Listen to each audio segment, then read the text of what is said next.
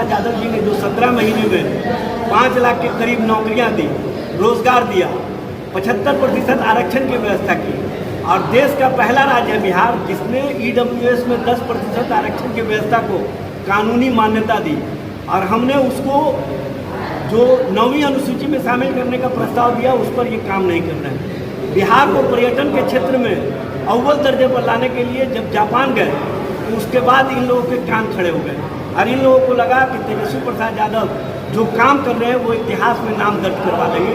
तो ये जो नौकरी और रोजगार पर एक राजनीति को आगे बढ़ा रहे थे, ये नफरत वाले लोग राजनीतिक साजिश करके कहीं ना कहीं सत्ता से इंडिया गठबंधन और महागठबंधन को अलग करने का काम किया है। लेकिन बिहार की जनता का जो विश्वास तेजस्वी प्रसाद यादव ने जीता है, और जिस तरह से बिहार की जनता, बिहार के नौजवानों ने एक ही बात कहना शुरू कर दिया है कि नौकरी मतलब तेजस्वी, रोजगार मतलब तेजस्वी, विकास मतलब तेजस्वी, आरक्षण की व्यवस्था बढ़ाने का मतलब तेजस्वी, तेजस्वी का मतलब बिहार का विकास। और इसको सभी लोगों ने एक सूत्रीय जो अपना कहीं ना कहीं नारा बनाने का काम किया है, वो नारा पूरे देश स्तर पर पहुंच गया है, और जो परिवर्तन की बयार चल रही है वो स्पष्ट रूप से दिख रही है। और ये परिवर्तन की बयार का ही नतीजा है कि जब कल तक प्रधानमंत्री कहा करते थे कि हम 400 के पार जाएंगे, उनके मुंह से अब 400 पार की बात बंद हो गई है। अब वो कहना शुरू कर दिए हैं कि मुसलमान हमारा बचपन का दोस्त था, हमारे घर में खाना ईद के दिन नहीं बनता था, मुसलमान पड़ोसी के यहाँ से आता था। ये कहते हैं कि अगर हिंदू मुसलमान का नाम लेंगे तो हम राजनीति से संन्यास ले लेंगे।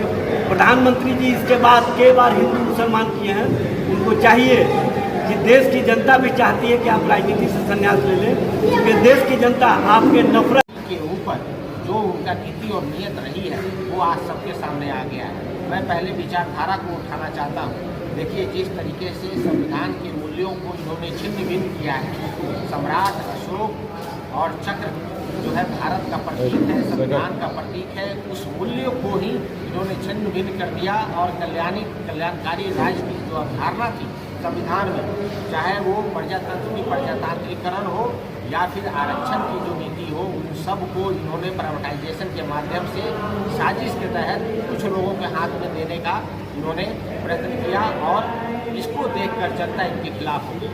जहाँ तक बात कीजिएगा, ये पिछले 10 सालों में प्रधानमंत्री जी ने जितने भी रिफॉर्म किए, सारे रिफॉर्म का बहुत ही नकारात्मक प्रभाव भारत के यंग जनरेशन पे पड़ा, भारत की महिलाओं पे पड़ा, भारत के किसानों के ऊपर पड़ा।